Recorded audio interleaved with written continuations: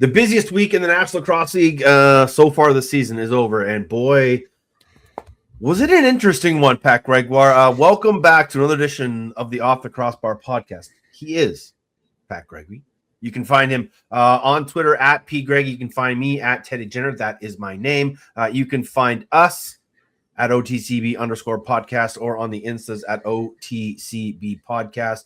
Programming note, we'll remind you at the end of the show, but next week, because it's Christmas, we're going to do our second ever live OTCB After Dark. We're going to do it Monday, December 22nd. So book your Christmas plans accordingly. Cozy up to the fire with a nice rum and eggnog and join us for a little OTCB After Dark. But what is going on, my friend?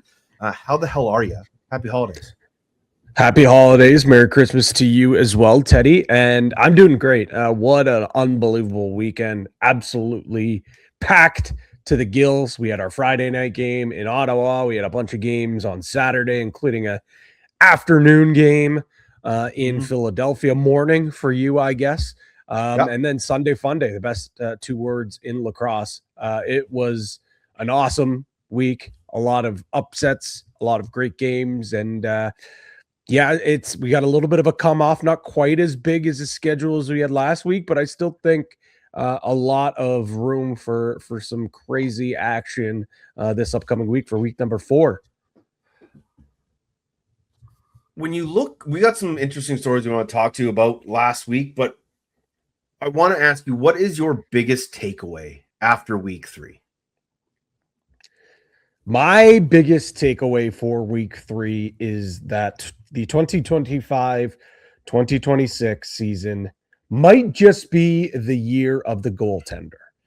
All this talk leading into this season about record-breaking performances. Guys, how many 50-goal scorers will we get? How many players are going to beat Dane Smith's record? Will Dane Smith break his own record? Is Jeff Teat going to score 60 goals? All these storylines, and the only thing we can talk about after 3 weeks is how damn good the defense is, but most importantly, how good the goalies have been. Shout out Laxmag for digging into some of these numbers, but 20.80 goals per game have been scored so far this year, down 23 and up 23.18 through 3 last year. 9 goalies in the National League have under 10 goals against average, and 5 of them have already played at least 2 games. And last week, we had 3 goalies with 50-plus save performances. We love the offense. We love the goal scoring, but it's been the goaltenders that have stepped up big early on. That goes towards our future mailbag sort of prop bet that we had preseason, that there would be 4 teams under 10 goals against. So the goalie union is showing out early on, and it's been some phenomenal performance. You mentioned the 3 goalies with 50 saves, Dauber, Damoud, and Ralphie. Like, those were some incredible performances by those 3 guys. And to see those 3 guys, maybe some of the goalies that had question marks around them coming into this season, can they be big-time goaltenders? Dude, it was phenomenal. And they all made huge saves at big times. Obviously, maybe no bigger than the Ralphie save, but maybe even bigger was the play of Nick Damoud down the stretch in that game as Colorado tried to claw back. I completely agree. And my biggest takeaway kind of leads into that is that I think for the first time since Jake Withers won won Rookie of the Year as a defensive transition player, we will see a defensive or transition player as Rookie of the Year this year. Not a slight to the offensive guys that are in the NLL right now. Sam English and Mike Grace are on different planets. Those guys look like they've been in the league for 3-4 years. They haven't missed a beat, and it has just been Sam English arguably been the best Toronto Rock player in their first couple of games. You've watched and been a part of the broadcast for a bunch of them and been around that team for a little bit. That kid is phenomenal. We haven't seen Mike Grace on sort of a quote-unquote national stage yet. Maybe no bigger than when they were in Edmonton in a few weeks in January. But when people really get a broad aspect of what Michael Grace and Ty English have been doing, they will understand that those 2 guys are prototypical NLL players, and it has been so fun to watch because you didn't know what you would expect, especially from a guy like MacRae, who we haven't seen a lot of leading up to the NLL. He was hurt. He didn't play a whole lot, but at this pro level, Mike Grace is phenomenal, dude. Like ridiculously good. I am so thoroughly impressed with both of them, which is saying something because coming out of both that draft, I was so high on both of them. I think when I initially saw Sam English on the back end in training camp when they announced their roster, I was thinking like, really? Like I know he can do it, and I know he's dynamic. But man, like, you're only going into this season with 3 righties and one of them are Challen Rogers. You're really going to put English out the back door? I understand now why they're doing that, because he is like a Challen Rogers back there.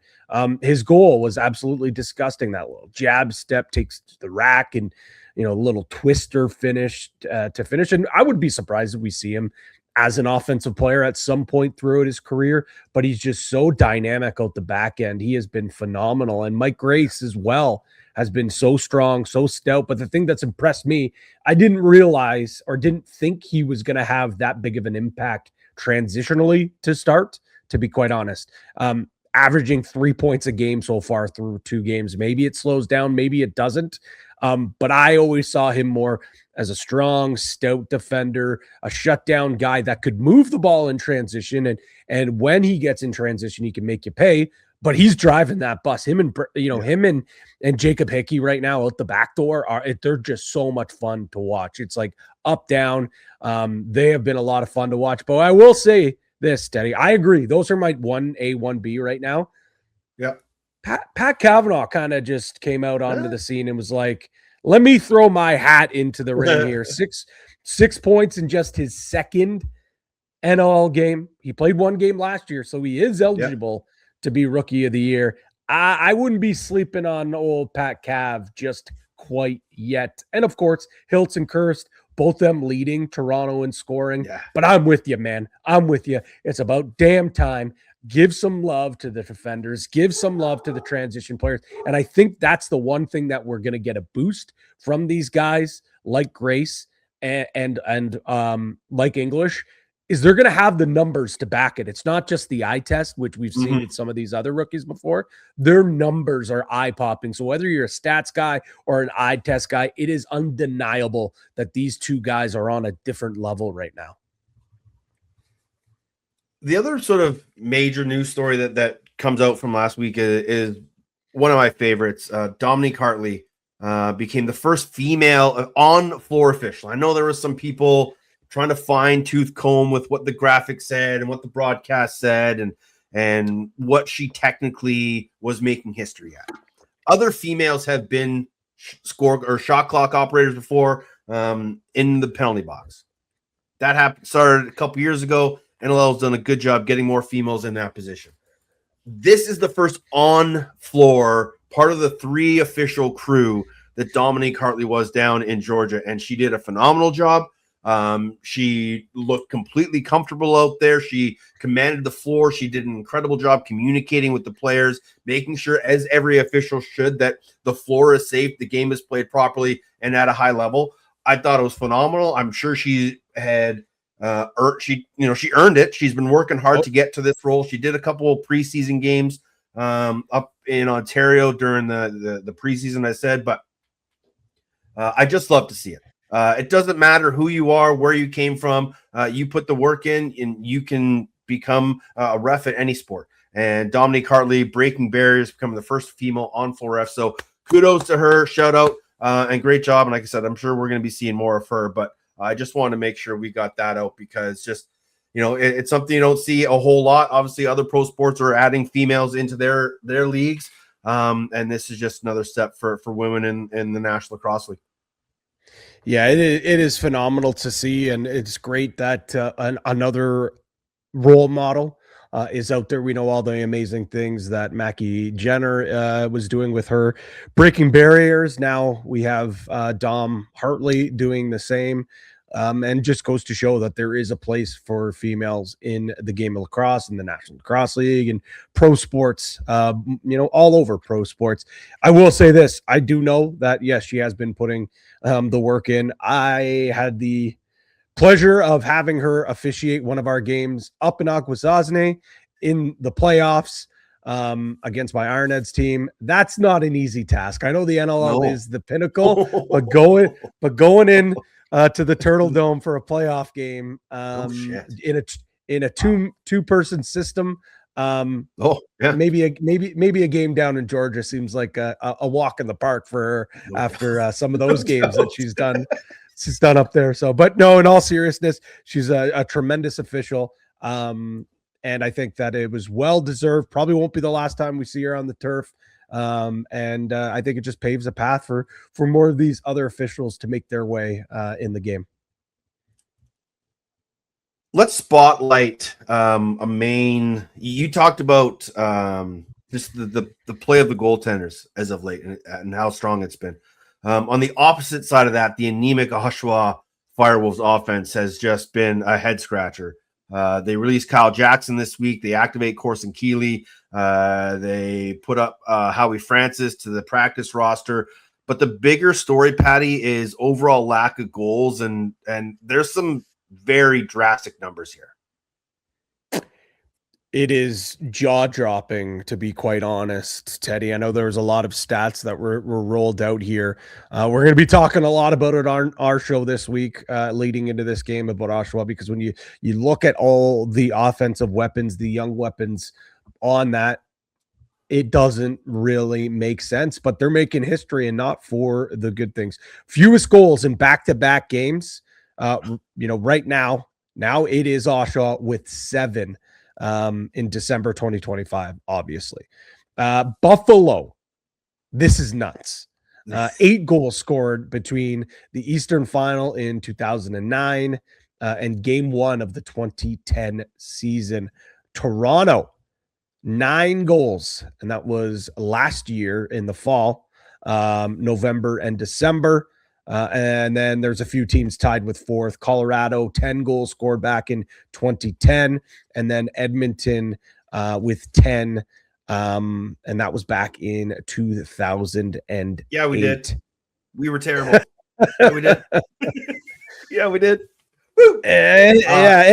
Anytime you're lumped in with that team, Teddy, I don't think that is something that that's not good company, to say the least. That was the better of the two, though. That was the better of the 2 Edmonton teams I was on. So that just goes to show how bad we were. But yeah, this obviously isn't, KJ wasn't fitting, or the KJ's the scapegoat. Like what he was doing he wasn't fitting. Like that's the thing. He's not the scapegoat. He just wasn't fitting with what they were doing.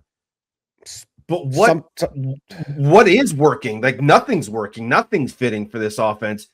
Alex Simmons leads the NLL with 226 touches in 3 games. That's 75.3 touches a game. Dane Smith has played 2 games and has 202 touches. Like that's 25 more touches a game.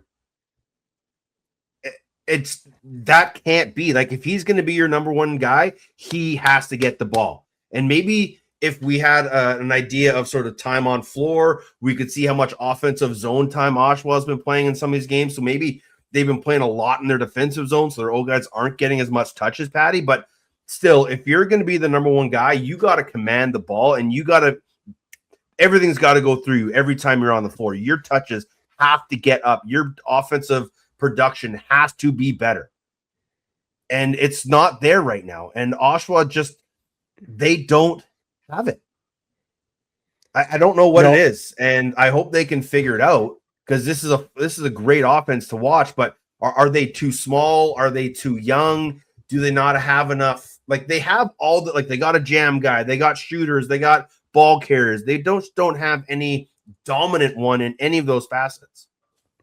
Well, I will say this first and foremost. I do agree in terms of Simmons being the only guy that is performing and putting up any sort of numbers. He has 10 through 3 games, which Obviously, he's not up to his standard, but he's at least the only one, remotely close to the top 15 in scoring. Yeah, but he scored in 2 of 3 goals. He didn't come close to the net in One Halifax. one game he didn't score at all. So that's coming from those 2 other games, right? I mean, it was a historic game that we're probably never going to see ever again. He's leading the league in shots. Dyson Williams not far behind, but again, yes, they've played that one extra game as well. For me, it's too perimeter. It is far too perimeter. Teams, I think actually, if you go to Isle Indoor, Dawson Nielsen actually writes a really great article, kind of talks to Glenn Clark, talks about breaking things down. Only 5 of their goals that they've scored this year actually have come from the perimeter. So it's not like it's working, that they're sticking their shots, and then that's why they're not going. Like, even the outside shots aren't working, but they're just not paying the price to get to the middle of the floor. I think you talked about, letting go of KJ. It's just not fitting. Of course, it's not fitting because on that left side, they don't have a jam guy. No. Ethan Walker's an outside shooter. Dyson Williams is a little more of a dynamic playmaker, a bigger body, but you don't want him crashing and banging it. You want a guy freeing up space. And KJ was trying to do that, but it wasn't really working. It wasn't really moving bodies. They need a guy and Corson Keeley is going to be that guy, hopefully for them, that comes off the bench and his first move is to go straight down the middle of the floor and work from the inside out, not from the outside in. He has to be the one finding backs, setting hard seals, freeing up space for those other guys, grinding for loose balls. That's what's got to happen. It just feels like everything is just not going their way right now. They're 1 for 15 on the power play. That's 7%. The next is Toronto with 17. 2 for 6 though. Only averaging 5 goals per game. Yeah. Their shots are up. They're 4th in shots per game. It just, everything is perimeter. Everything might feel, and maybe it's teams doing a good job packing it in on the inside and giving up those shots that look like they're good shots, and they're just settling for them. They got to find a way, change things up, pay the price, get to the middle. And when you do get to the middle, you have to capitalize. You got to bury. You can't just stop. Oh, well, this goalie's playing good. You got to find a way to score, man. And that's the thing. They've done it before. Simmons, if you look at most of Simmons' goals, they're on top of the crease, diving to the crease. Taggart Clark's 1 lone goal. It's a beautiful goal on top of the crease that we called in that game. Dyson Williams, maybe it's not on top of the crease, but it's down the alley using a defender as a screen when you're in the middle of the floor. It's something's got to give, Teddy. Something has to give. And it does not get any easier with Christian Del Bianco and that strong defense coming to town in Oshawa. I mean, they know what's at stake, and it's way too early for a must-win game, Teddy. But damn, is it close to a must-win game for them? It's a must-score game, I think. Yeah, and we talked about it last week going into the Georgia game when one of the questions was, which team needs the better start to avoid a blowout. And we talked about, just the anemicness of that Oshawa offense in Halifax, and they had to get off to a good start in Georgia. And if they didn't do it, and then the confidence starts to go, if they have another poor performance against Vancouver, I don't know where the heads are at of those guys in that offensive locker room, because it starts to get super frustrating, and then you start doubting yourself, and then you're not playing your game. So I think it's going to be a tough matchup against Vancouver. We'll talk about it, but it's going to be an interesting one to see how quickly Vancouver can get them off of their game, because they're going to have some confidence issues. You mentioned Dawson Nielsen in his article in Isle Indoor. We'll give him the first question in this week's mailbag. You've got mail. Okay, he wants to know which goalie can repeat their performance from last weekend, Hartley or Damoud. Even better that they're going head-to-head. So is it a 4-4 game, or does a Levy break here or there? Man, I don't see how that Rochester offense slows down, to be quite honest. they looked damn good. They looked dangerous. They looked as advertised. So I think by default, I will say Hartley. I said Philadelphia this year with everyone being down on them and hand up, me too. I didn't have them picked. That's a great gutsy performance, but they gave up a bajillion shots. Damoud won them that game. He needs to basically, like, if they're going to win a lot of games this year, it's going to be on his back. I don't think they're going to struggle to find the back of the net, though. I know they only scored one goal in the second half of that game. It dried up pretty quickly. And that's Colorado's MO, right? That's Colorado's MO. They're the best fourth quarter, one of the best fourth quarter teams in the league last year. Yep. But I agree. Like, I completely agree with what you're saying. And the one thing as well, which, you and I kind of talked about it, and I think I mentioned it on Daily Dive last week as well, is Philadelphia in the afternoon on a Saturday with a West Coast team coming in. Sometimes it's a sleepy Saturday afternoon for teams. And that's, I think, what played into it as well. So now you've got Philly heading up to Roch. Damoud was great. It's going to be real tough for him to replicate that. So by default, I'll go with Hartley. But back to back 50+ saves games, like that's what you're asking for, a lot for both of them. I don't know. Where do you? No, I completely agree. I think Ralphie is the one who's probably going to be positioned in a better defensive system to have a better game with the offense that he'll be facing. I really like the way Philadelphia, played offensively in that game for the first half. But, like we said, that Colorado defense, just as they often do, find a different switch. And one good thing, though, was, and again, part of Damoud, Colorado was 1 for 5 in the power play, including that 5-minute major. Oh, the 5 got reduced, but they were short for a lot of the end of that game. And Damoud really bailed them out. So I think Damoud's probably going to have to, maybe in not a win, but Damoud's probably going to have to repeat that performance or have that same performance going up against that Rochester offense. He's going to be busy. And he's generally, in the time he's been in Philadelphia, the busiest goaltender in the NLL, generally year after year, in the volume of shots that he faces. Yeah, and I'll be honest, I know there was a lot of chatter about, oh wow, look at how much improved that Philadelphia defense was. I didn't really see it, to be honest. I just thought Damoud played really well. I still thought they gave up way too many prime opportunities, and Damoud really proved really well. And because of the two goalies and the way they played, I'd be reluctant to bet over, just because how well they played. But I don't know. I could definitely see Rochester putting up another big number, especially on their home turf, which they're all sorts of fired up for their opener. But let's not forget, Ralphie's given up some big numbers before too. So it's not like Philadelphia couldn't just all of a sudden find the magic potion to light up Hartley. So and they look good in that first half, like you said too. Yeah. I think they've got the pieces where there's going to be some games where Damoud might not be on his best, and their offense can pick up the slack as well. But needs to be more than just the first half, especially against Rochester. We made the comment at one point during our game that we had surpassed 100 shots. I think we're going to see 100+ shots in this game. I think I honestly could see both goalies making 50 saves at least in this game. It'd just be a goaltender's duel, but still have an entertaining game. So we'll stick with Rylan Hartley. Did he make save of the year? Asked Spencer Conley, known Rochester fan. I'm gonna say yes. Yes. So far, it absolutely is the save of the year.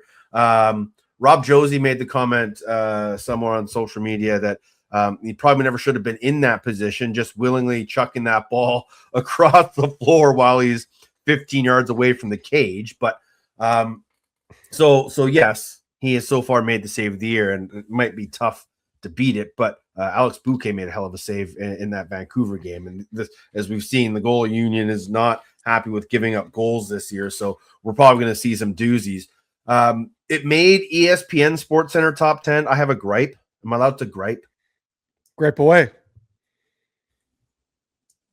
everyone always makes fun of goaltender size in the NLL. Okay. Yeah. Rylan Hartley might be one of the smallest framed and padded goaltenders in the NLL. Like he's one of the slightest goalies in our league. The ESPN guy, Stave Puff Marshmallow Man, there he goes. Like what? Come on. We will never get there if we still have entities referring to our goaltenders as the Stay Puft Marshmallow Man. I almost threw my phone across the floor. I hate it. It pisses me off. Yeah. Yeah, I know. I was more pissed off that they didn't do a sound up on Cooper Perkins and Nick Vasello's call. From oopsie to ecstasy. Cooper Perkins. He's been in his dictionary and it's thesaurus. Well done. For years. Well done. He just has a way. Oh yeah. What a call that was from Coop. And of course, you always get Ocello with the gobsmack, just gasp, but it fits perfectly with everything. Sidebar, yes, if you're new to watching the NLL, Pechanga Arena is very dark. I think it's an LA thing because you look at like Lakers games and they all dim the lights down around the crowd and just have the highlight of the floor. So, why? Well, we talked about lights so much this week. I know Graham was talking about how dark TD. The concourse Coliseum was and TD, yeah. Like, I don't know. I wasn't there, so I can't comment. Mike asked me about it and the parking and stuff. Like, Graham went. So Graham knows. You can go to his blog. He talked about it, and he was nitpicking on some of the things because he also said at the end it was great. Jake brought up on the pod, maybe they're adding more lights. Like, me personally, okay, I understand it. If the concourse is dark, like, don't love that, obviously.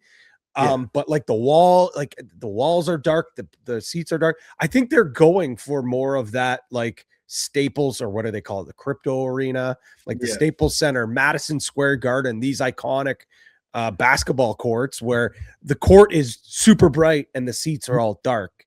Like, I think that's what they're going for. So I think it was by design. I don't think it was just like the fellows forgot to screw in a couple of light bulbs, but I'll give Graham the benefit of the doubt.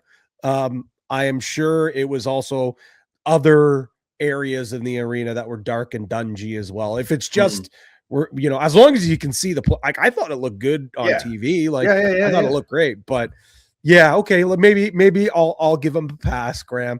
Graham, I'll give you a pass. Let's get some more light bulbs in the concourse. Cause God forbid, hey, if I am there walking around pregame and I can't find the House of Parm for my pregame meal, I'm going to be pissed off. So then I will be on Graham's side. Let's get more light so I can find the House of Parm. That building, if you guys go on at TikTok or Instagram or whatever, go to some reels, look up TD Coliseum. The renovations have looked beautiful. But the options for food in that place, my goodness, they've done a fantastic job elevating that building. Wow. Well, Doc got a buffet pregame. I know. What a hit was that, eh? Oh, unbelievable. She was talking about that all Friday night in Ottawa. She's like, they're going to give me this. They're going to give me this. And they want to feed like everybody. And they had her fully set up. So someone's going to have to give us a full food review from TD Place because I need to know the goods for if I ever get there this year or years for future. Next question in the mailbox. Brad Taz wants to know, what are your thoughts, Patty, on teams going 2-for-1 at the end of quarters? And again, maybe this is for some new fans. We can kind of break this down.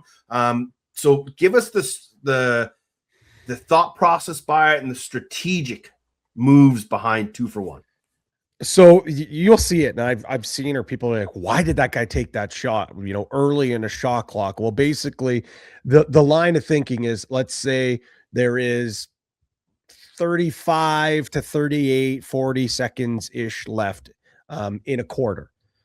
Team will take a shot from usually the outside somewhere, bad angle, and try to get a rebound and pick up that loose ball so they can get, quote unquote, last possession. So they can then call a timeout, pull their goalie, get a set play up, maybe not even pull their goalie, but get a set play where they have the last possession. But what I think Brad's getting here, and I've been starting to lean more towards him, is sometimes you take that shot, you don't get the reset, the other team picks up the ball, now they potentially have last possession, or even if they don't get last possession, there's only 5 or 6 seconds left on the clock. Is the other team going to be able to call a timeout now, set something up down the other end to even transition the ball to get there? So it's, to me, sometimes it's like, don't worry if there's only 5 to 6 seconds between the shot clock and the other clock. Just leave it. Just leave it, because the chances are teams aren't going to be able to move the ball up the floor anyways and get that proper of a playoff if there's under 10 seconds as it is anyways. I agree with Brad, because Brad goes on to say what he thought, and one of the things he said, he finds that usually it's usually not a success, and the teams don't end up getting the ball back off that possession, off that reset. Yeah, I think it's sort of all 2-for-1s aren't created equal, I guess. And you're right. If there's, 34 seconds left, and, that, like I said, that 4 seconds doesn't really mean much, but it also, like, you can't just fire a ball right to the goaltender and have him making an easy save and quickly start transition, right? Like, a lot of times they're hoping for a reset shot, not just give possession away. I would rather teams work to get it under 30 and then find a good shot and work for that rebound and try to maintain possession. So I agree. I think there are times where you can do it if plays unsettled and you're just your momentum wise or whatever you may think, or maybe you don't have a timeout in your back pocket and you don't need it. So I think I would rather my team work a full possession or 3/4 of a possession, get a shot, and then try to fight for that loose ball, because off that fighting for loose ball, you could kill another 6, 7, 8 seconds to when the team picks it up in defensive zone. Now there's only 2-3. It doesn't make any sense to call timeout. So not all are created equal, but I think it's a great discussion point of when they should do it, and maybe you'll see teams kind of change the approach to it. It's kind of like Jumbo talking about teams that leave the offensive guy down in the defensive zone during power plays and just going like 4-on-3 in the defensive zone. And he says it doesn't make sense to him, because you're still giving the offense more floor to work with. You're always sort of going to have a 1-on-1 on the backside. So it doesn't make sense. It maybe if you're up 5-on-3, sure, it would make a little more sense. But to do it when you're 5-on-4, he kind of argues that it doesn't make sense to him. And I can find the pros and cons of that argument as well, just like the 2-for-1s.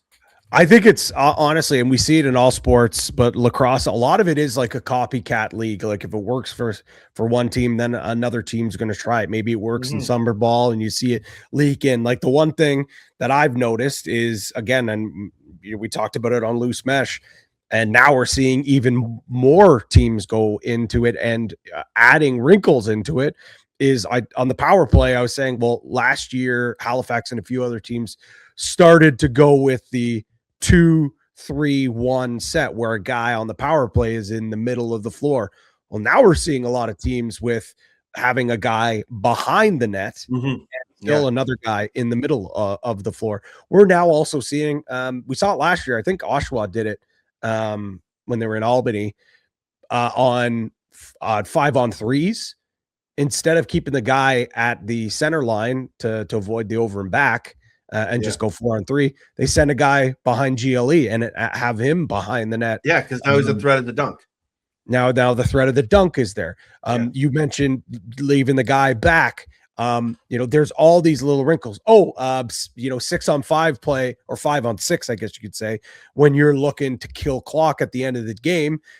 What used to happen was, guys, okay, let's chalk something up for our quickest guy on the floor, try to beat the 2-on-1. If you can't beat it, lob it to the end of the corner, or have a sneak play where a guy comes to the bench and you throw it right off the bench. Now what we're seeing is teams just launching into the corner. They're not even worried about it, because, hey, most teams now have 2 takeaway guys. That doesn't matter how fast your guy is. That ball's getting dislodged or you're getting pushed out. So these coaches are so – sorry, go ahead, Teddy. No, you're right. The coaches are thinking about everything, but now I'm thinking, as we just work off on tangents, when they do that, 6-on-5 late, we're going to pull our goalie, we're going to double the ball way up the floor. It used to be we would just put like our 2 best defenders on that guy to try to take the ball off that guy. Well, now your two best defenders are 200 feet away from your goal. So now we're seeing a defender and a forward, or oftentimes two forwards, just to slow that guy up, do anything to strip him of the possession. So the game continues to evolve, man, and how we react to things. And like, look at Derek Keenan in the championship game with the Rush, where they're up a goal and they pull their goaltender. Georgia calls a turnover, ties the game, and then they end up winning in overtime and win the championship. Like, you would never see a coach do that. Like, I'm not sure I had ever seen a coach do that. And then Derek Keenan pulls it out in a championship game and it backfires. So coaches and teams are trying everything to find every little advantage that they can. And I think about Buffalo's just escape plays out of their own zone last year during the playoffs, where teams were doubling. They had a perfect bench play to get the ball across the floor and quickly up the boards and escape that double. So teams are working things, and they're always coming around with new ideas. So good idea, Brad. I love the question. Allowed us to go on a bit of a tangent. One more question before we get to Dan MacRae. This one comes from Eli McGimsey in Colorado. Don't really know an Andrew Q timetable. Obviously, that's being kept hush-hush what his timetable turn is. But he wants to know, are the man with the playoff team, and what is the playoff fix for Colorado? And I think the easy question for that is, you've only played one game with Andrew Q. And when Andrew Q's in the lineup, Paul Tutka had a crazy stat, like teams have only lost like a few times, or when he's not in the lineup, they're like 2-7 or something weird like that. Like, teams don't play good when Andrew Q's not in the lineup. So getting Andrew Q healthy, back in that power play, back in that offense, you're going to get better. Like, that team doesn't have a lot of chemistry offensively yet because, again, Q's only been there once. They've had a lot of changeover in personnel. So I think that will come in time. And yes, I do, despite that opening game loss, or that second game loss to Colorado, I do think this is a playoff team. I can't see them being outside the top 8 with the weapons that they have. You know what fixes this power play, Teddy, is Eli coming back into that offense. Because now all of a sudden you can go strong lefty. And now all of a sudden they don't know when they're going to get Eli back. I've heard it's going to be sooner rather than later. I mean, if you just look at the timetable, Teddy, is this the longest? It's when he started. It's when he starts. I know. I don't think he started until April. I thought it was before then. I've heard that he's coming back sooner rather than later. Those are just that would rumblings. be huge. If big if true, as the kids say. Yeah.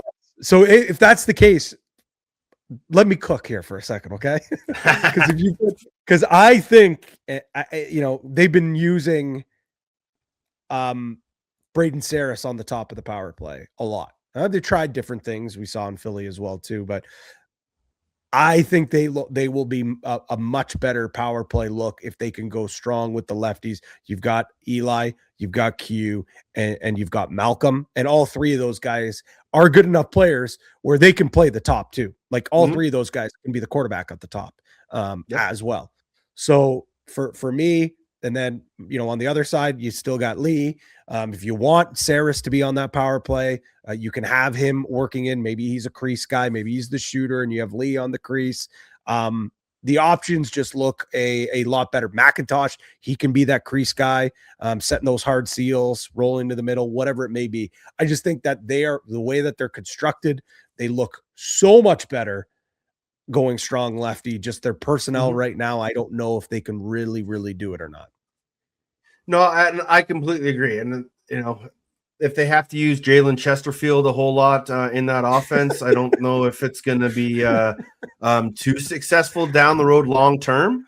But, man, if they can get if they get Eli back, that is over the moon good if they're able to get Eli back. But in the time being, step one, get Andrew Q back into your offense, and I think you're going to be just fine. Let that offense kind of work together, get some chemistry, get some flow under Bishop's offense, and do their thing, because Jason Bishop has been a power play wizard in years past. So if he can get that group rolling and understanding how he wants them to work and his game plan, they'll be just fine. And also, yes, I do see this being a playoff contending team. Are the Ottawa Black Bears a playoff contending team? Well, we'll ask the GM and head coach of the Black Bears, Danny Dimes, Danny MacRae. Danny! He joins us this week on the Off the Crossbar podcast. Get your popcorn ready, because something crazy is about to happen.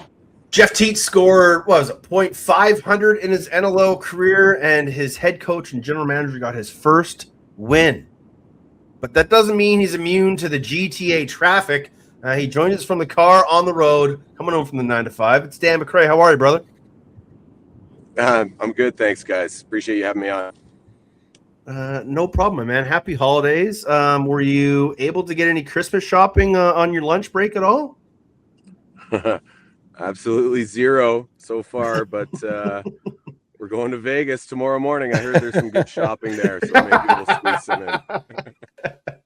Yeah, that's not the cheap kind of Christmas presents, though. What was it like for you? Just I think everyone by now has seen the social media video of you coming in the Bear outfit after the game and getting the shower from the fellas. But what was it like for that whole organization? Under your watch to get that win. Yeah, I don't know if it's really sunk in yet. It's these NLL seasons, man. They go by. They feel long, but they go by so quick.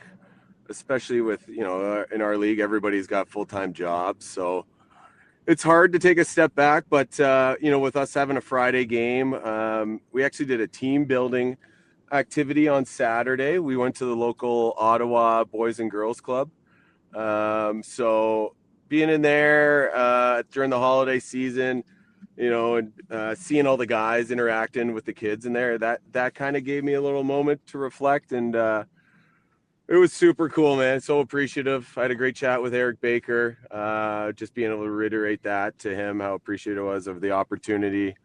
I've said to a few people, you feel 100 pounds lighter just getting the first one off the back. But, man, I'm so fortunate to be around so many great players, and the guys are putting in the work to get the results. We had practice last night, and that was probably the hardest practice we've had so far this season. So the guys really want to earn it, man. They're working for it. So I feel lucky to be around this group of men. So you captained this organization when they were in the with the Riptide. You scored a game winner for the franchise's first win. Now, as the head coach and the general manager, you get your first win. Did you ever think that could be possible? Not only to pull all three off with the same organization, but also getting a shower while wearing a bear suit to boot? Was not on my bingo card, Patty. Definitely not, man. No, not at all. It's been a fun ride, man. It's you treat it day by day. You hear everybody say treat it one shift at a time. So I feel like that's what I've done. This game has given me so much in my life with the relationships you get to make. It's got me an education. It's allowed me to travel the world. And just putting into it is what I was taught at a young age. Whatever you put into it is what you get out. So it still feels a little sort of surreal, but at the same time it kind of makes you feel like you're back with the guys in the room, and you're just battling towards a common goal, which is what really fires me up and drives me personally. And the way the guys responded there on Friday night was fantastic. Wasn't the full 60 maybe that we were looking for, but figured out how to get the win, and that's what good teams do. I want to talk about sort of this transition from teammate just a few years ago to now having to have those tough conversations with some of those guys that you went in the trenches with. What was that like, and how has that been for you as sort of a next stage in your career? Yeah, it's just kind of comes with the job. I don't know if that's a bad answer, but like the guys have been great, man. Like they've been looking for direction. Like what I'll say is everybody's been really open-minded.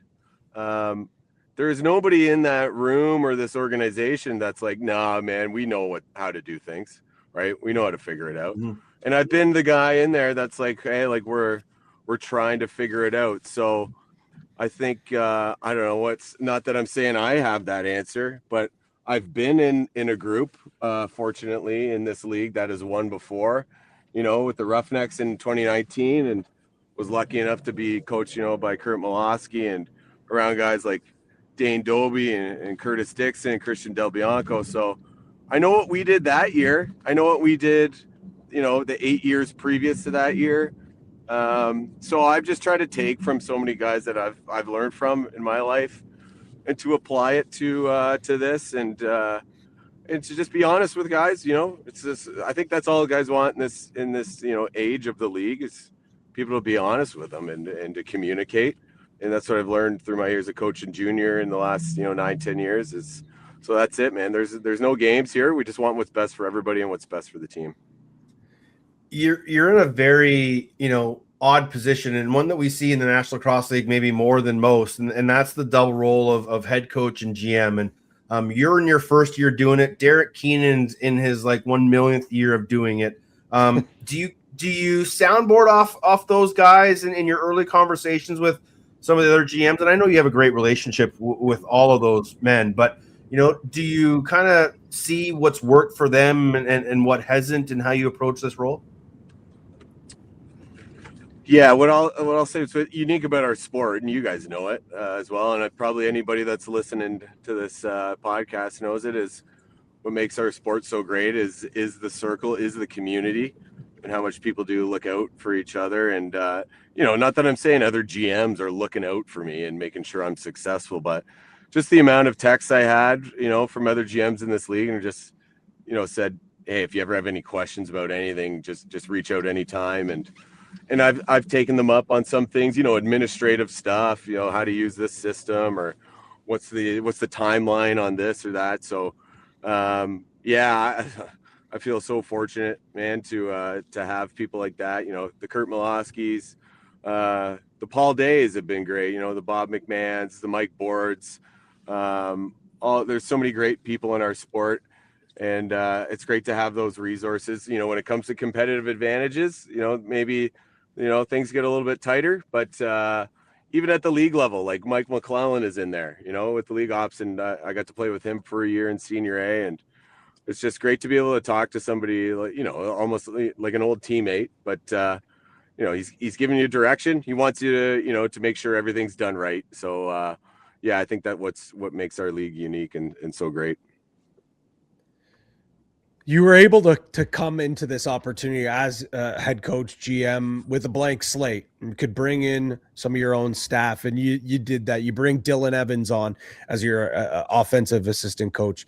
You bring Ken Gillies in as assistant general manager, Sean Gillies, director of scouting. But two guys from the last regime ended up hanging on: Brian Beasel, defensive coach, and Bennett Drake, video coach. What made you believe that those two guys earned an opportunity to stick around while you try to start a new era of Ottawa lacrosse? Yeah, I mean, what I'll say to that, you guys asked me before, what my day job is. I work for a recruiting company. So we interview people all day long and look at resumes all day long. And what you do when you find a great candidate, you talk to people, as their reference checks, and get their take on them. So, I mean, before I even talked to Bees, because I played with so many of these guys, I had the Kevin Brownells, Callum Jones, Matt Marinier, who I've been around so much because of being involved with Burlington, just saying so many great things about Brian Beasel, and his detail and preparation and video, that was kind of a no-brainer. And he was sort of being an in-between. So for me, not that I was just looking for the easiest path there, but one less thing to worry about, and knowing that the guys respect him so much. And I've always been around Bees when he's, been the scout in Calgary and coach of Brampton. And I was on Oakville Junior B as affiliate team. So we don't know each other as close as we're getting to know each other now, but indirectly, it was great. So that was a no-brainer. And Bennett was on the bench when I was on the bench, and he knows stuff that I had no clue about. We're implementing a new video system in the league here, and thank God, just the fact that he's able to take that and run with it. But his background in the stats and analytics and video, it's very impressive in itself. So lucky to have him around. And then with Dylan, I think you guys, if you looked at resumes, like, okay, Dylan and I, we played against each other our whole minor careers and played with each other in Brampton and Victoria Senior A. But I probably interviewed 6 or 7 people for that role, and Dylan came in there the most prepared. Like, he watched 7, 8 games, had notes on everything, any question I could fire at him. So he earned it, man. And he's thriving in that role, and the guys love him. So I can't say enough good things about him. As a Burlington guy, I'm surprised that you were okay with all the Brampton flavor that's kicking around on that bench and me too, Patty. In that locker room. Man. I will say, I know he's the the one not Brampton guy on your bench with Bennett Drake. We don't keep these stats, but over the last few years, man, his record when it comes to challenges has been pretty good. I've done a lot of games over the years with him, and usually 9 times out of 10, if he's tapping on the shoulder saying throw the flag, he's done a really good job with that. So I was not surprised that those were 2 of the guys that you elected to keep around on the bench for sure. Yeah, can you tell him that this week? Because I'm 0 for 1 so far. I was going to say, not this week. We talked about that on the. That's the one. That's what we said on the broadcast. Him, man, we had a running joke through preseason. I don't think I called a single timeout, or got to not that you have flags in preseason, but I was like, I just got to get one out of my system here, boys. So when it was close, he's just like, just throw it, man. And I was like, yeah, throw it. He's like, yeah, just do it. It felt he was good. super stoked. He got a supersized iPad. He's like, I got a bigger iPad for this thing. It's going to be great. That's amazing. You guys are 2 games in now. Obviously, the addition of Rob Hellyer is paying off to start. We can see all the on-floor stuff that he does. The vision and the pick and rolls and just the composure he has out on the floor. But what makes him such a good off-floor guy and a leader for that group in the room? I think he's just a veteran of the league. The guy, some of the guys came up to me. I just put him on the spot. I was like, Robbie, how many years have you played in this league? And I don't know if he knew the exact number, but it's more than I played in the league. And some guys were like, hold on, Rob's played more years in the league than you? I was like, yeah, man, he's played more years in the league than a lot of guys, right? I don't know if he's at 14, 15, what he's at. 02 is his first year. Yeah. Or no, so just being 12 was a his veteran. first year. 12 was his first year, yeah. There you go. So just a veteran of the league. There's everybody says there's so much adversity that comes in this league, and he was playing in San Diego with the travel and how to balance life, and he's got a big job and and a growing family there. So I think guys just look up to him in that regard, off the floor, but also on the floor, obviously, and in his production and his mentality is confidence, never wavers. And, he doesn't really phase from a game plan. There's no panic there whatsoever. So we really noticed that early on, and Dylan had so much great things to say, as well as, Jeff and Riley, who was our leadership group from last year on the offensive door. So it was a no-brainer. We put a letter on him, right? So him and Callum Jones are wearing the A's on the road, and we're lucky to have him. We talked to him before the game last week just about, why did he choose Ottawa? And he said, they didn't really choose Ottawa. It's kind of where I wanted it to end up. What made him such a lucrative target for you guys in the offseason? It's not to give you a bad answer, it's points. I don't know. No, it's simple answer. Yeah, fair enough. Yeah, he's from Ontario. He's good at lacrosse. He's great at lacrosse. His points are huge. He sees the floor so well, though. The guys, obviously we want somebody that's a threat on that side of the floor. I think you've heard me and so many guys in the Ottawa organization say that, but not only is he a threat, but I think you've seen in the last 2 games his production from facilitating the ball, which makes him work so well with everybody. But Yeah, we're now the third Ontario team, which might be, the farthest from the GTA, but you look at, hey, what works? We practice Wednesday nights in the GTA, so who can make those? And Robbie, he just checked every box that we had on our wish list, and he's checking a lot more that we didn't have on there, but we're so fortunate that he does bring to the team. You were there for point number 1. You're on the bench for point 500. The evolution of Jeff Teat. Where has he grown the most, would you say, from when he was a rookie to this point? Because we all know, like, he's been a protege. He has been the next one, the chosen one, since before even junior lacrosse. We all knew he was going to be big. But you spent a lot of time with him. Where has that growth been from then to now? Yeah, it's hard to find words to keep describing what Jeff does, because it's so phenomenal. And but I'm just thinking of our practice last night. Like, I call him beforehand during the day, captain of the team, like, hey man, we had a great win, but we're stressing about details and we want consistency. I was like, we're gonna get after it tonight. And he's like, I wouldn't expect anything less. He's like, that's what I want. So what he demands, I think, is what's really grown. Like any rookie, it's tough to come in and demand anything, right? So just his influence over the team is what you really see grow. He doesn't talk a lot, but he got fired up a bit in practice last night at a perfect time for a leader to do that, and the guys responded. So it's one of those guys, that you hear a lot about, in any sport. They don't speak a lot, but when they do, everybody listens. So we saw it last night. We're seeing it in the games, and yeah, he's growing as a leader. I don't know if he's growing as a player. It seems like every year he just keeps getting better and better. Same amount of points. Or it's like, how do you expect guys to just keep doing that? I don't know.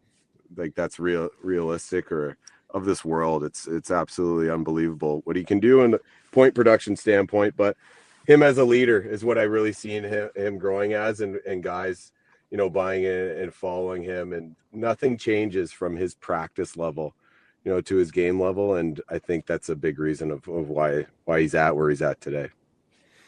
I think there's no denying that this team goes as far as 51 takes you, but also the guy in between the pipes, Higgins, and you guys extend him for another 2 years. Now, how important was it to get some long-term stability with a guy like Higgins to kind of show that you have the faith in him, but you also have the faith in this group going forward, that this team is going to compete for a championship?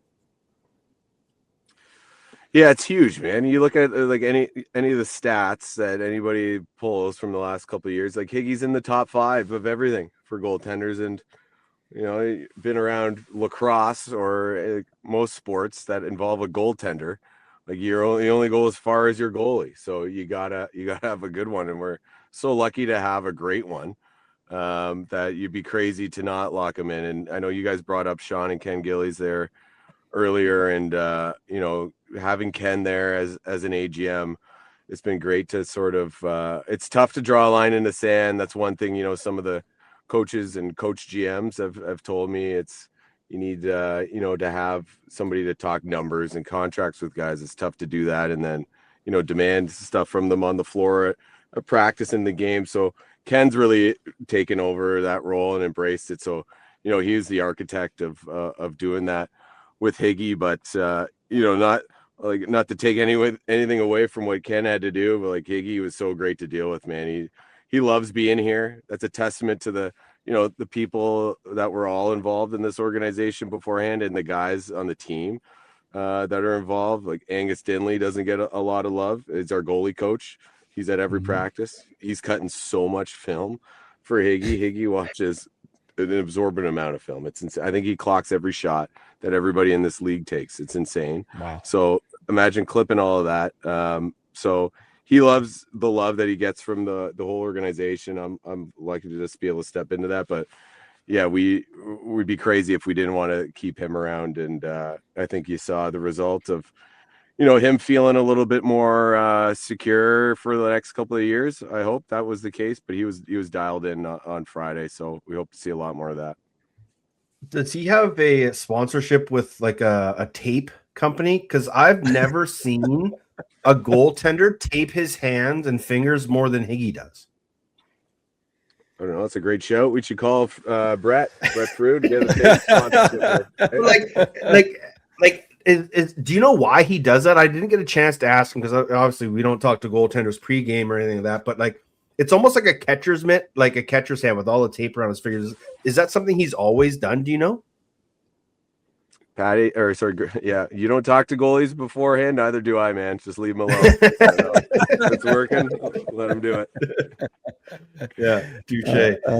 Obviously, Vegas this weekend, they have a ton of offensive potential with everything they got in. What's the biggest concern for you when you face a team like that?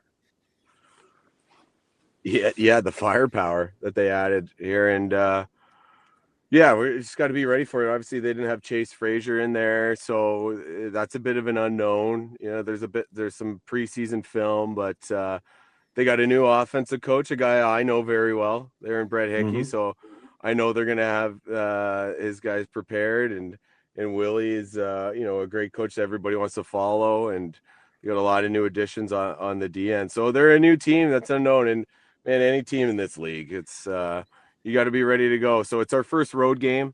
It's in a city with a lot of distractions, so it's a good challenge for our guys again, and that's what we're looking at it as is a challenge for our group and to see what we can combat here. So yeah, they got a lot of firepower, man. We're gonna have to be good. We're gonna have to be balanced on both sides of our defense and on our offense. So we're still looking to put that full 60 minutes together here. So I'm excited for the challenge.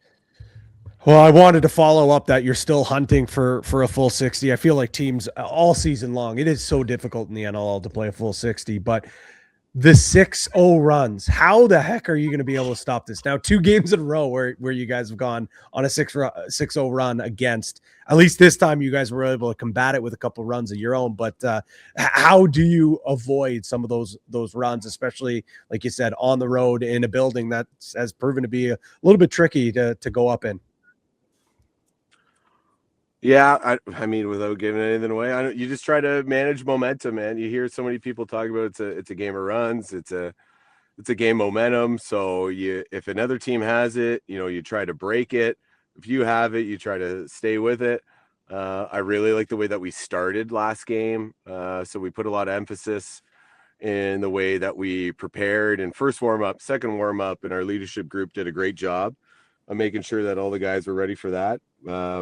But when you're on the bench and there's no TV timeout happening and they're scoring 3-4 in a row, you're looking for anything there, I guess, to be honest. So you want to break in the play, you want to make sure the guys are chatting, and that's what our guys were doing. And they were Saskatchewan, credit to them, man, they were scoring goals, they were beating our guys underneath, over top, right on top of the crease.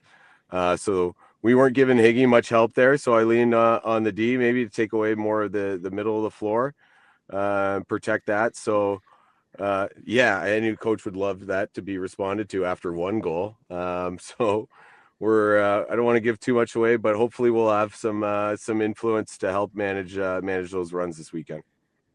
Is one of those influences the addition of Jay Thornbear, who you guys activated? Is that going to help maybe slow some of those runs down? I hope so, possibly. Yeah. Okay. Good poker face. It's good for Vegas. Keep that in handy when you're late night at a table. Danny, appreciate you, my man. Safe travels. Congratulations on your first win as a head coach, Jim. It's one of many more. Happy holidays, my friend. We'll chat soon. Thank you, guys. Appreciate it. Happy holidays. Oh my goodness! Oh my goodness! Great chatting with Danny MacRae as always. Super pumped for him and the future of this Ottawa team. I think they got it right in bringing him in, and he surrounded himself with fantastic people to just help alleviate a lot of those pressures that we've seen from first-year head coach GMs. They just get swamped with everything. There's too much going around. There's too many thought bubbles popping around, too many messages and everything to handle. So he surrounded himself with good people, and they're off to a good start. And they go off to Vegas this weekend for one of 4 games in week 4. It all starts Friday night with the NLL on TSN Game of the Week. You will be there along with Matt Cullen and Ashley Docking. Vancouver taking on Oshawa, Teddy Bear Toss Night. Make sure you know when to throw it. We had a great one in Ottawa last week. Expect to be even better this week. In your talks with people this week, Patty, what's the feeling around this game? How's Ottawa going to score, or Oshawa's going to score? How are they going to score is the big question, because, I mean, we talked about it off the top, so I don't want to beat a dead horse here, but finding different ways to be different, obviously, on the one side.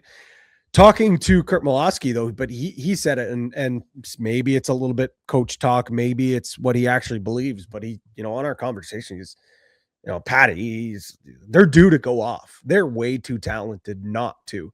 It's just going to be our job not to allow them to have their breakout game against us. And they're going to score, they're going to go on their runs, but how do we reply? How do we not allow us to be the slump busters? It's difficult coming from the West all the way out to the East, a new building. He's like, that place is going to be rammed. It's going to be, electrifying. And he also thought, he's like, they looked way better offensively, even though they only scored the 8. Like, they just looked more dynamic at home. So he's like, I'm expecting a lot more of that. From the Vancouver side, as Kurt Malosky always does, it's always about the next game and getting better. He loved the effort, the offensive output. Felt like they shared the ball a lot better. He felt that in game 1, it got to the righties and it was just hanging out with the righties. And their, 2-man game was great, but they didn't do a great job swinging it to the lefties. The lefties, same thing, gets to the lefties and it's stuck with the lefties. He felt like east-west ball movement was a lot better. They also were attacking north-south, getting the balls to the corner, initiating from there. And he just believes that, if they can continue that progress to get better, get that more chemistry together, they're going to be just fine. But he as Mouse always does, man, he knows what to say, and he's right, because the last thing you want, man, is to be the team that is the slump buster and have Alex Simmons go off for 6 and have Dyson Williams have a hat trick, because we know it's capable of them to do it. They just got to do it. And when's it going to happen? So it's up to this stout defense and Christian Del Bianco to make sure that the big number doesn't come here Friday night. The one thing, we were humming and hawing about with Axe Fast and Relax. We talk about, is it time to panic in Vancouver? Is it time to panic in Toronto? We chose the Toronto angle, and both teams really silenced some doubters in their wins. But the fact for me that Vancouver is being led by Ball and Charlin Beatties after their first 2 games and not Dixon and King is a good sign for this team moving forward, in my opinion. The fact that, it's not turned into the Jesse and Curtis show. It's, hey, let us continue to help this offense get better. And if we can continue, like, the emergence of Adam Charlin Beatties right now has been really, really eye-opening for me, because I thought that was one area that Kurt Malosky might move away from in the offseason. That's just my opinion. But the fact that he has shown the trust in Adam Charlin Beatties and he's repaying him for that trust has been fantastic. Keegan Ball continues to be an elite threat in the National Lacrosse League. If they can find a way for Peyton Cormier to continue to chip in, I thought the one goal he scored in that game, only goal he's got, but was one of his best shifts. Just a good, solid 2-man game with Jesse King, was able to catch the pass and finish. If he can contribute 1 or 2 of those goals a game and a couple assists, now he can be that extra offensive side threat. So they still don't have Ryan Martell yet, so I think that's why I need Cormier to give me a little bit more. But the fact that Ball and Charlin Beatties have been leading that team is a good sign for Vancouver Warrior fans. So that's the only game Friday night. Then we get to Saturday and some.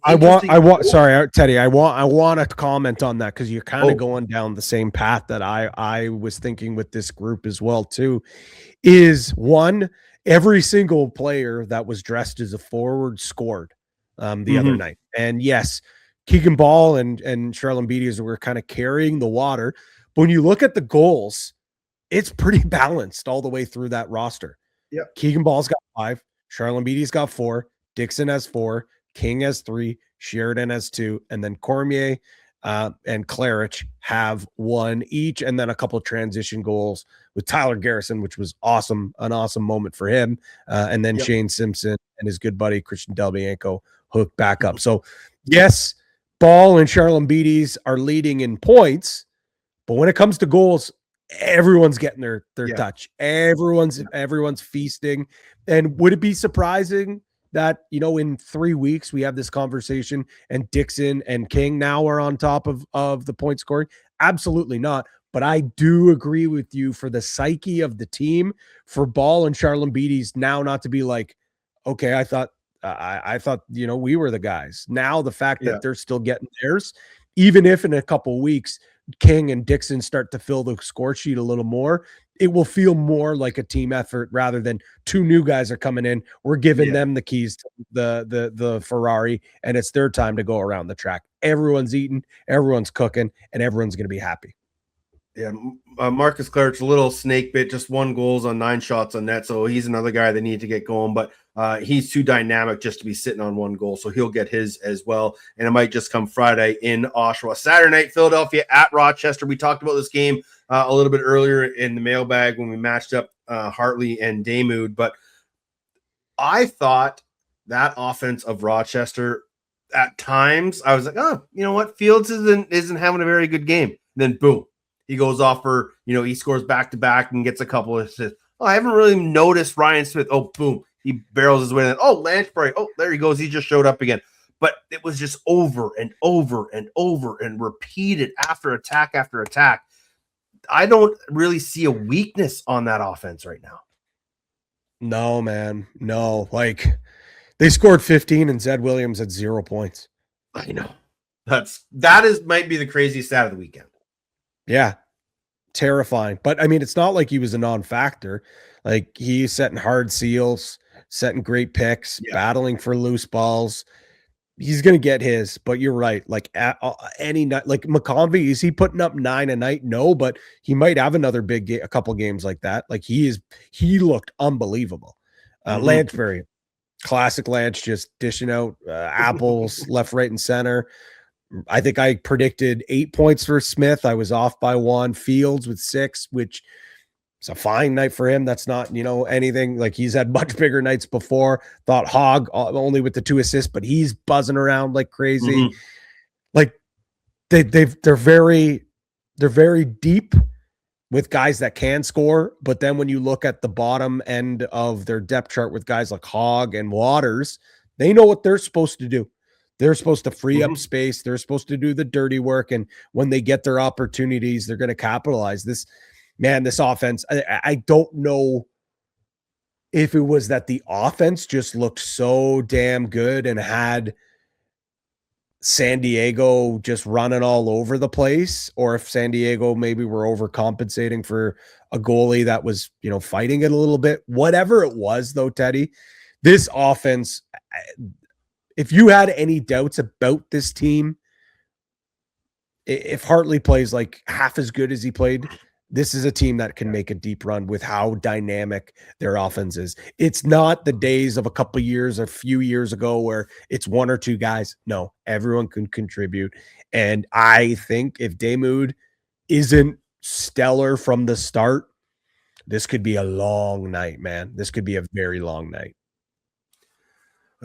Craig Rabinski, Brendan McDaniels, Josh De La Pena will be with the call for that one on Saturday night. What was it in the mailbag? We said it was going to be 15 to 17 points between Lanch, Smitty, and Zed, and we got 15 between just the 2 of them. So we were pretty close. I think I said higher. Mine was higher because I think I said Zeddy would have 3. I think you were spot on with 15, but definitely not the 15 the way that you thought would be carved out. No, but you were right. It was 15 between the 3.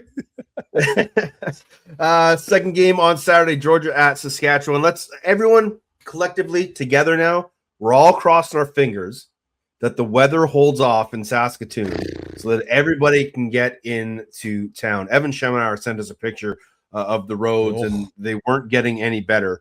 So hopefully the weather subsides, planes can land, travel is okay then we can actually have a game, because it didn't look fun. But let's just say we are going to have a game. This is an interesting one, because I think Georgia surprised a lot of people with their performance in that game against Oshawa. They had a good performance against Buffalo, where they were leading, or they were within that game late. This is a team that surprised a lot of people early on. Saskatchewan coming off that tough loss. This is going to be a good battle. I really am looking forward to this one. And what a wild time in our lifetime that now Georgia's heading to Saskatchewan. And the reason I'm all sorts of fired up is because I can't wait to see that defense play against Saskatchewan's high-powered offense. It's not the offense that I'm all jazzed up for, and that's not a knock against what they are, because they've, in 2 games, the offense has looked good enough to get, a big win at home, and just fall short to a very good Buffalo team on the road. But the defense, man, like, I rewatched the game so I could focus in, obviously, with prepping for Oshawa. But that defense, man, I am a big fan of some of those young guys. We already talked about how good Grace looks and Hickey looks. I know he's a more of a veteran on this team, but I thought Tarbell really looked good that night. Jeff Henrik, man, like, give me a full 10 Jeff Henriks on my defense. The guy's an absolute buzzsaw, works his bag off, can move the ball in transition, tough as nails. I love his game. I really like the way that this defense is shaping up. And if Brett Dobson can form into the goaltender consistently that we know he can, this team is going to prove a lot of people wrong. But with that being said, they're going into an absolute bee's nest, a pissed off Saskatchewan team. Let's be honest. I know they're 1-1, but they're not pleased pretty much from halftime, or maybe even, halfway through the third quarter of game 1. They did not like the way how that game finished. And I can tell you, sure as shit, they did not like that game in Ottawa. They looked great for about 20 minutes in that game. Yeah. After that, it was not anything that Derek Keenan and Jimmy Quinlan are going to want to hang their hat on. They are going to be pissed off waiting for Georgia to come to town. This sneakily could be a game of the week, in my opinion. Yeah, it's going to be a real eye-opener for some of those young guys on that Georgia team going up against that Saskatchewan defense. They're going to be on their back foot all game long. But, man, you're right. Dobson, Frankie, and a goaltender's duel. We got a lot of good goalie duels this week in the National Lacrosse League. Honestly, Patty, let's just say it. Almost every game is a good goalie duel in the National Lacrosse League, the way these guys have been playing. But I think you're right. This could sneak up to be the best game of the weekend by the end of the day. The final game of the weekend, Ottawa at Vegas. We talked a lot about Ottawa. I think the question in Vegas for a lot of people is, when will we see the wrath of Khan? Is it sooner or later? I know there was a lot of people scratching their heads about, well, why would you keep Khan and then bring up Bouquet for that first game, send Khan back to the practice roster? Early in preseason, they didn't want to put him on the practice roster because they didn't want to lose him during that 24-hour window, because obviously any team would pick him up. The question I had was, why did you move him before that first game? Like, is there not quite enough trust in him, or was there almost not enough trust in landing Kells that they needed to make sure they could put Bouquet in if things didn't go right, instead of sending Khan to the Wolves in his own backyard? I think we see Khan soon, probably not before 2026, but it just scratches. I just want to scratch my head of why they wouldn't allow Khan to be in that position. He's your goalie of the future. That's why you got him. And you got him for position in moments like this. He's going to be thrown to the Wolves at some point. I just didn't like the way that they played that out. Obviously, Willie and his whole staff have, their own plans for the young man. And sure, I don't want him to get shell-shocked and lose all his confidence. I don't think that's going to happen with this kid. He's built differently. I think he's ready for the moment. But it was a head scratcher. I don't know if they'll activate him for this weekend, but I think we'll see Caleb Khan sooner than later. coming into this year, and I don't get me wrong, like I'm on team Caleb Kahn. I think he's going to be a special goalie. I think he is a goalie that can be a franchise goalie. I don't think he is ready, and I don't think now is the time to throw him in.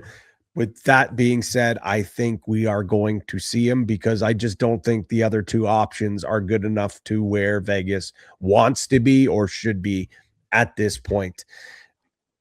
When are you going to play him, though? Like, you're talking about the moment being too big. Of course, in his backyard against Vancouver, first game of his career,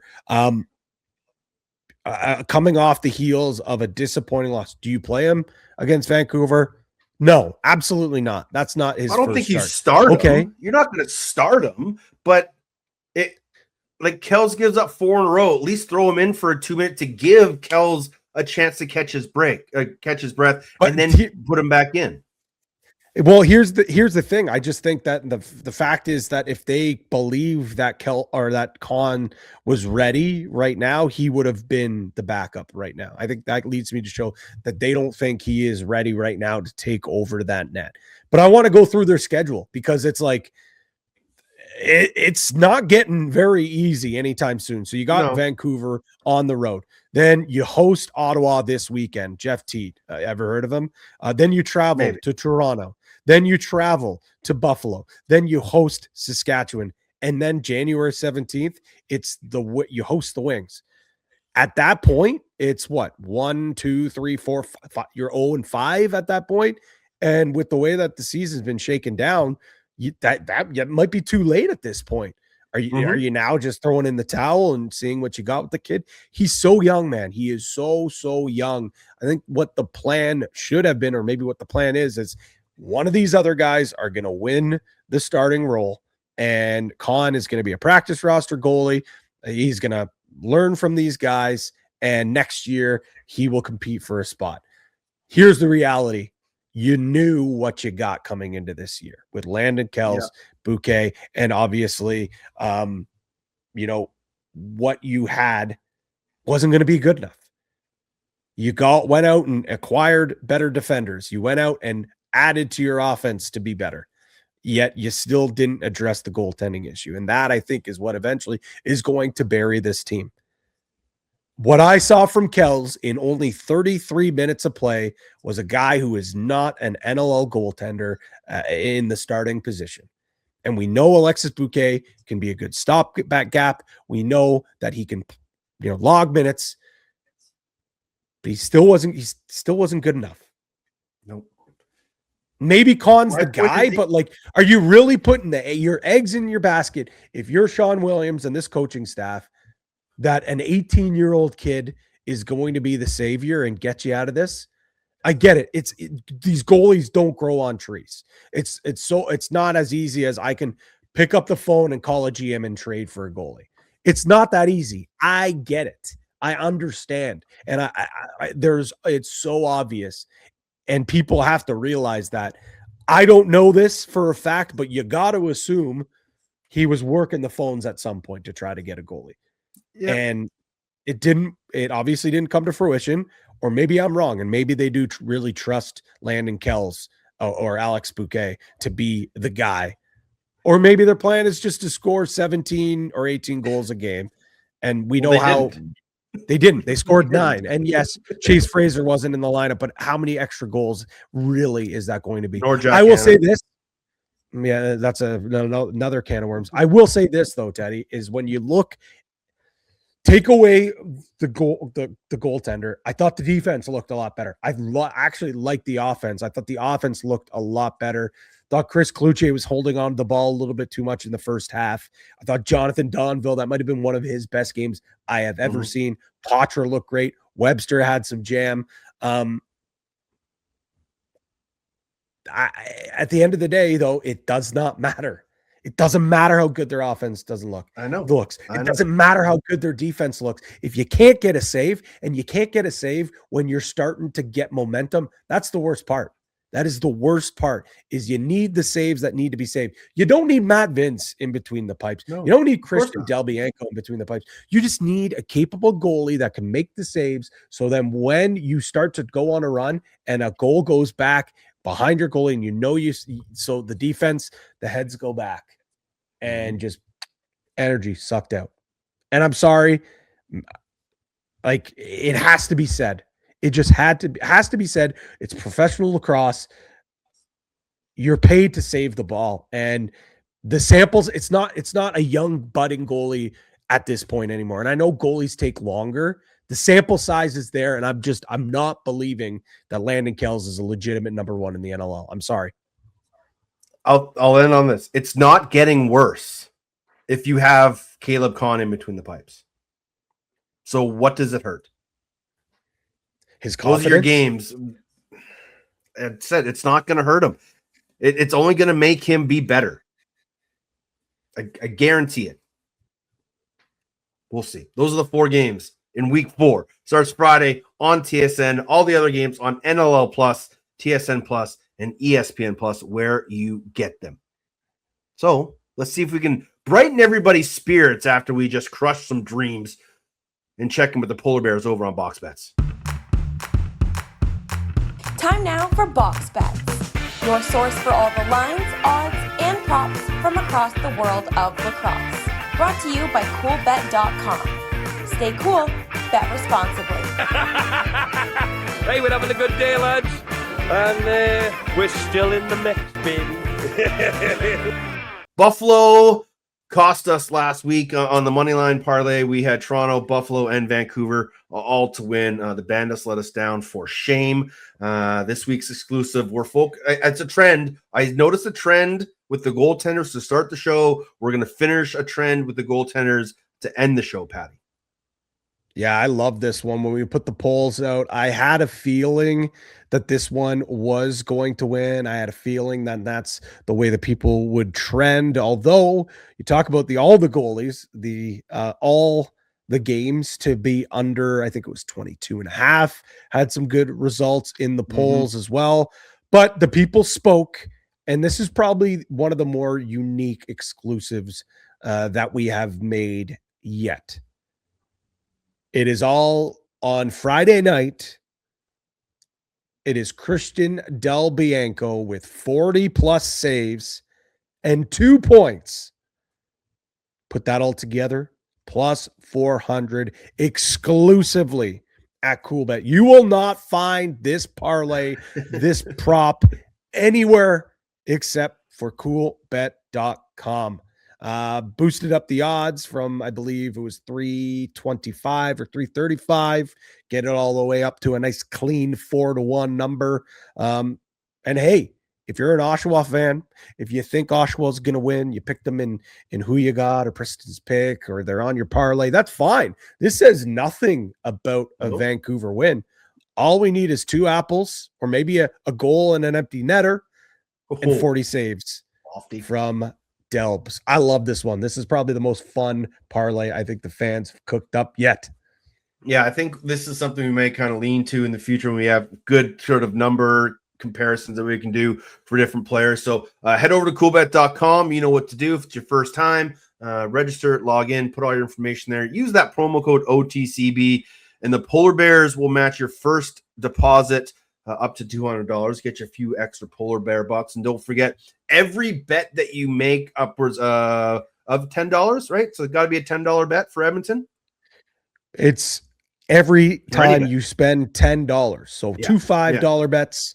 If you spend $50 on a single bet, that gets you 5 raffle tickets.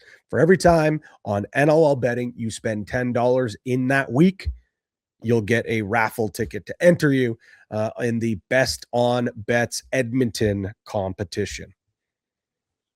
You will get tickets, airfare or travel fare if you live in the area to come to watch Edmonton unbox game. It's the Calgary Roughnecks taking on the hometown Georgia Swarm at Rexall. We've got our hotels booked. We might have to get some extra long johns. It'll probably be cold in Edmonton in January, but you'll have a chance to come out and join the fun, the festivities what should be a fantastic game in Edmonton, January 16th. Again, that's thanks to our friends over at CoolBet. Don't forget NHL games, NBA, PGA. Can you bet on that whatever that golf thing was that they had last night on the Golf Channel? Did you watch any of that? I just saw clips online. I mean, this is golf being golf and not doing enough promo on that. Like halfway through it, it was the first time I even knew it. Like we've had odds on all the matches. We had odds on the skins competition. Honestly, I just didn't know it was on, or we would have 1,000% had odds on it. Maybe not necessarily for each competition, but for at least Team Rory or Team Scotty. I thought it was really cool, but then again, it's like, why did no one know? Like nobody knew what was going on about this. It was so poorly advertised. It was on the Golf Channel. I'm pissed I didn't get to watch it live. Watch back the clips and it looked great. The one thing I will say is they proved that they take way too long on shots because they were still throwing darts out there with no time over the ball. Shane Lowry banging putts without having to do his aim point or anything. So just goes to show you, pace of play next year, it's got to be through the roof because those fellas last night. Yeah, I want to see Rory jumping into a bunker and just give his feet a quick waggle and flopping it out to 2 feet like every time he's in the bunker. But I actually thought it was going to be in I thought it was the indoor golf thing. I thought that's what it was when I saw it on I thought it was a different version of TGL. And then I realized they're on an actual golf course, just pounding balls and like doing fastest holes and putting. It was cool to watch. It was really fun. They got to work out the audio thing, but I'm not going to complain about audio because I already did enough about that earlier in the chat group. So, it was just kind of fun to watch. But you're right, just absolutely zero real advertisement of that at all whatsoever. I enjoyed kind of watching a little bit. It was kind of fun. So again, that's your box bets for this week. Head over to coolbet.com. Enjoy the fun. And don't forget our exclusive parlay, Delbs 40+ saves and 2+ points, juiced up to +400. As always, stay cool. Bet responsibly. Thanks to Dan MacRae for stopping by and giving us some time. Again, during rarefied air, as most likely, we haven't fact-checked this one, but most likely, the only player ever to be the captain of a franchise, score their first ever game-winning goal in franchise history, and then be the head coach and GM of that franchise and get his first ever win. So congratulations to Danny Mac, and appreciate him giving us some time. Thanks for you. Stop by maybe over here on YouTube or Spotify. Don't forget Monday night, second ever OTCB After Dark. We'll post it on our socials. Come hang out with us and spread some holiday cheer. He's Pat Gregor at Pete Greggy. I'm Teddy Jenner at Teddy Jenner. The show is at OTCB_podcast, or find us on the Instagram at OTCB podcast. If you go to a game this weekend, enjoy. If you do, take a friend. If you do, take two, buy them a beer. Friends, lacrosse, and beer, the perfect trifecta around the holidays. Just be safe, drive safe. And until we speak again, stay safe and be excellent to each other.